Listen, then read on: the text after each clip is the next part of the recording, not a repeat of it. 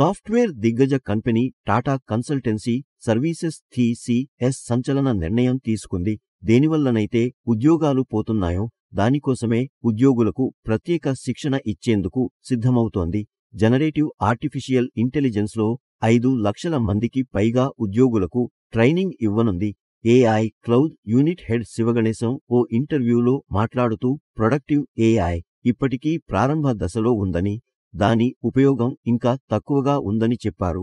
కస్టమర్ల కోసం కొనసాగుతున్న పనిని వేగవంతం చేయడానికి AI నుండి పొందిన సమాచారాన్ని కంపెనీ ఉపయోగిస్తుందని ఆయన తెలిపారు. కొన్ని నెలల క్రితం 250 జనరేటివ్ AI ఆధారిత ప్రాజెక్టులలో తన ప్రమేయాన్ని కూడా కంపెనీ ప్రకటించింది.